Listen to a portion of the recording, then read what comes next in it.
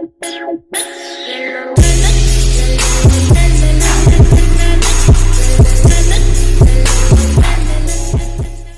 on the pistons themselves, so I gotta get all of that carbon buildup out of there because that is a no-go. It'll basically chip away at all of my piston, my cylinders, so I gotta get that done. And the other side is, yeah, it's a little better than that side, being that the head gasket did not go on this side, but once again there is quite a bit of buildup on the inside of those pistons, so I got to get all of that cleaned up, and then we will continue putting the heads back on.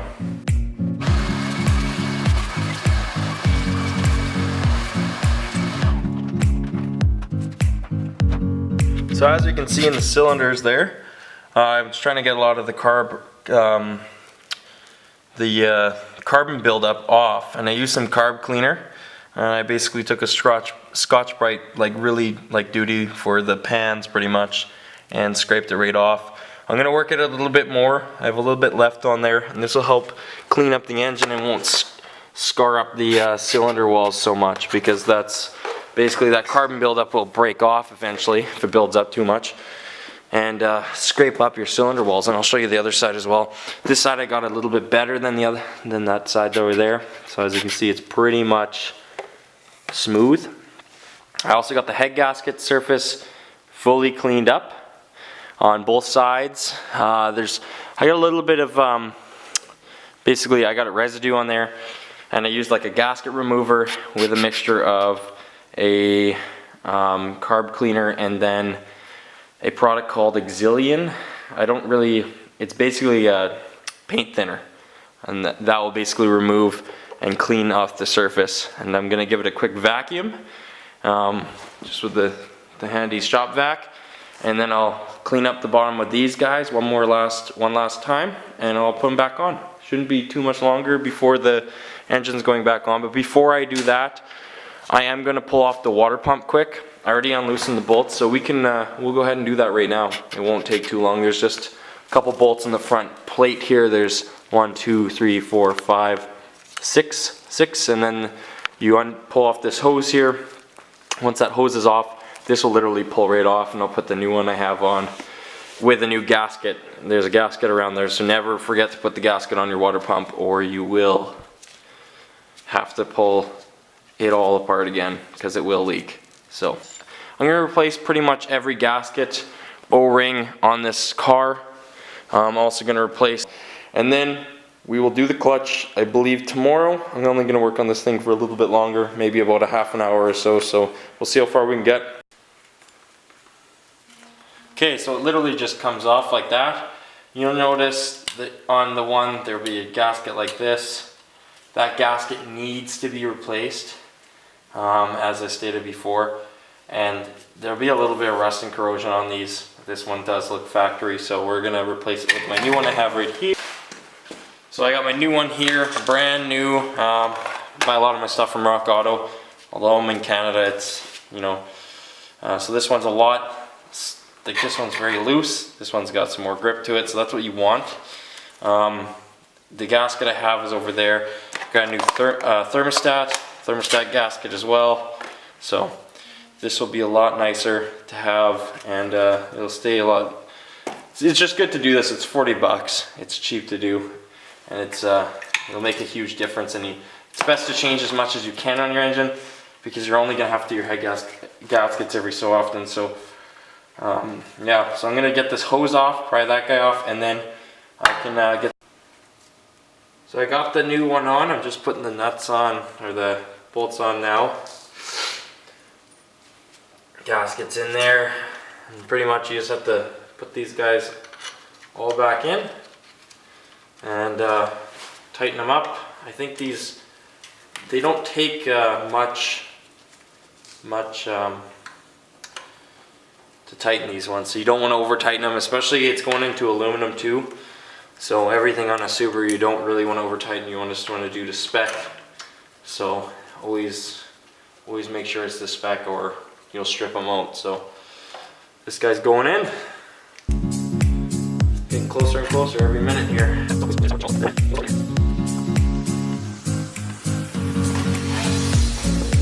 the head's all cleaned up there. Head gasket is on. So we're just gonna put the head back on. It's not gonna be very easy with it on the stand like this.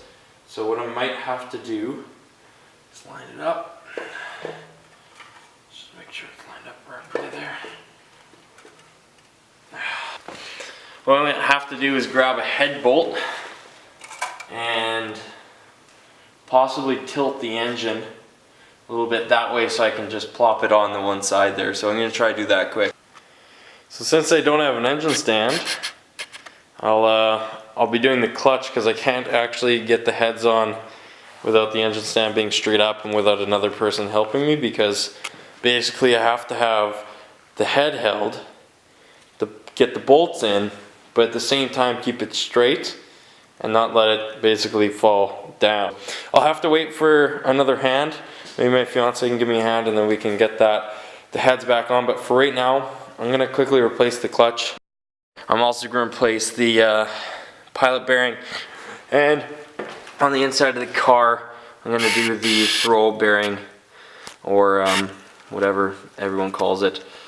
I think I usually call it a throw bearing.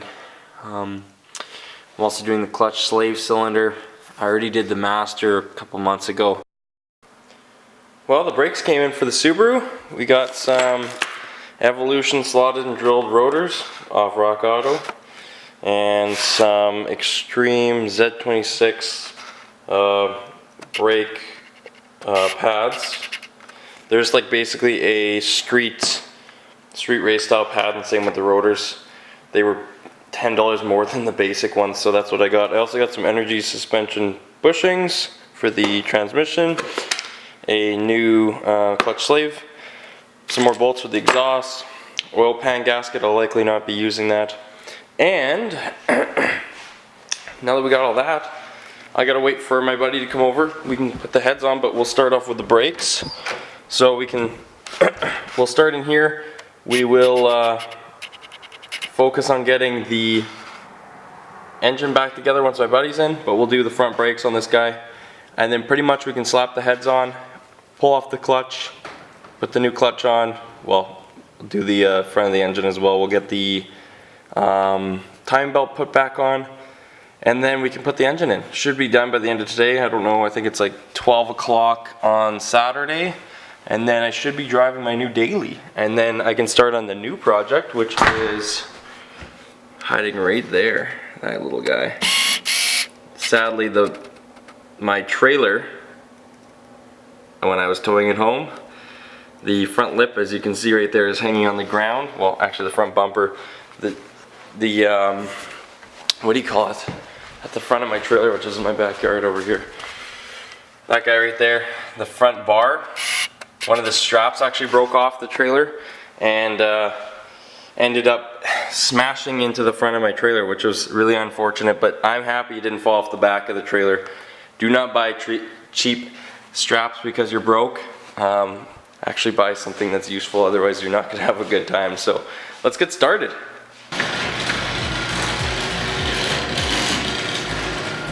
One thing that makes me super pumped is when it's only -6 out on the weekend.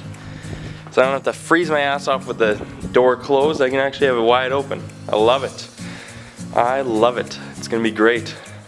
So we're gonna start by pulling off these nice little stock Subaru wheels with actually some decent tread on them.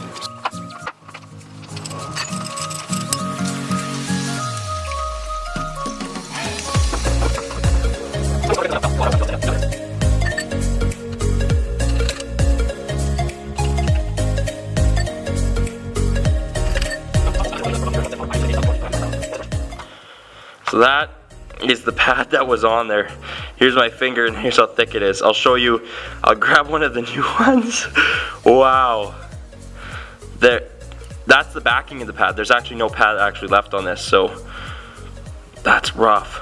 I'll grab the new ones and show you quick. Okay, what I got here, I'm just gonna zoom out quick a bit. There we go. What I have here is a brand new pad. Brand new, those extreme ones I showed you at the beginning of the video. This is the pad I just pulled off the car. there is no pad left on this at all. There's this thickness difference. See this part right here? That's all that's left. This is the actual pad here. You actually don't even want to wear this down fully before you switch out pads. So that's long overdue, and I'm happy to see that these are getting done. The rotors themselves are actually really rough as well. I'll show you those. So on the rotor, this part here is not supposed to have any of these grooves. And I mean, you could get a rotor resurfaced and it would suffice, but this one has been worn down quite a bit. And I prefer the slotted and drilled ones anyways. They're only, I mean, this took me under 15 minutes to remove everything. It's just 4 bolts you crack. We're gonna re-grease the sliders. We're gonna lubricate with the anti-seize within these retainer pins, or whatever you want to call these. I'm not really sure what they are, but it came with new ones.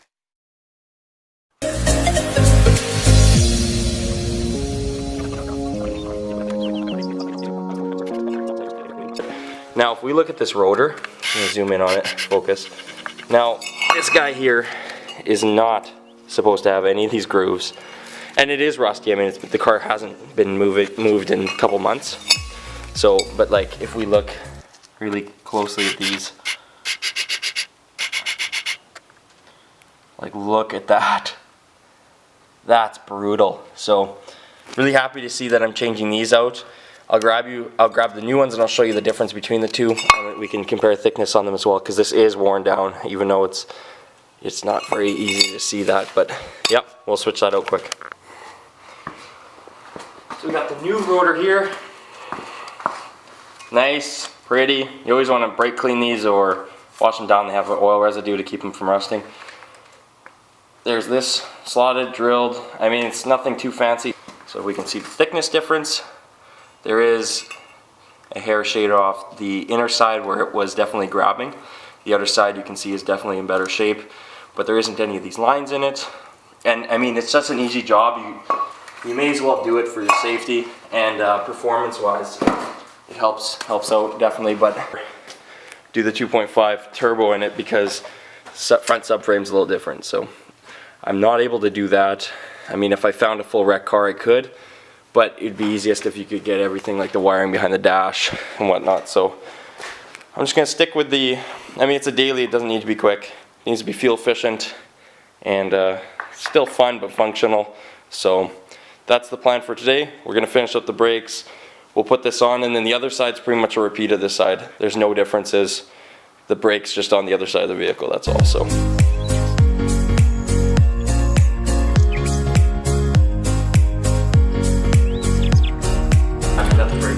Pads. So the front side does have some meat left, like it should. It should have a little bit of meat left on it like that, unlike the other one. So you can definitely see that there was definitely some sort of uneven pressure in the line, and we're gonna definitely bleed that all out and make sure everything is sound. Wow, there's a spider web, like a thing of spiders. That's weird. And then this is the other piece. And so these need to be pushed back in, these pistons.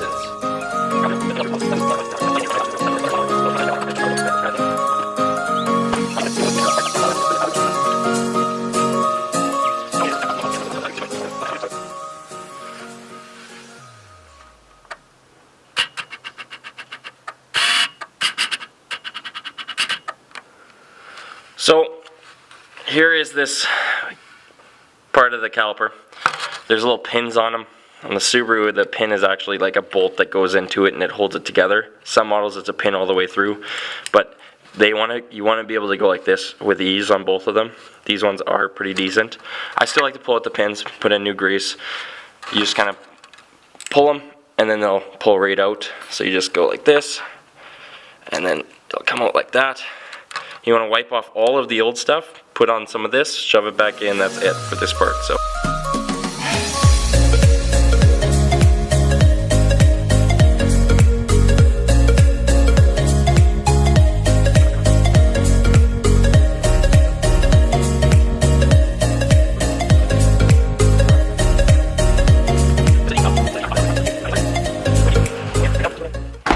Well, the car died. Well, the card is full, so we're just gonna whip out a new one. I slid over the, like right now it's not bolted in. I just slid the caliper back over the rotor. It just slides in if you have the pistons in enough. So I did. And then all you do is you take these 2 bolts here, the ones that you took out. The brakes are done. And they look awesome. Those are a lot better than that. That is not good. This is awesome. So I'm excited to test them out on the street and see how they work. They look really good. So I'm not going to be putting on that tire again. It's a summer radial on that. We're going to put on the winter tires I have, which are just on Steely. There's the black Steely. I have them in the back of the car. They're not studded, but they are a decent winter tire because it is still winter out there. So we'll put those on for now, and we won't wear down our summers yet. And then I might even get a different set of wheels for these. We'll see what happens. So hope you guys enjoyed the video, and let me know what you think, negative, positive, and then in the next one we will put this guy back together and put it in. You'll see it running. So see you next time.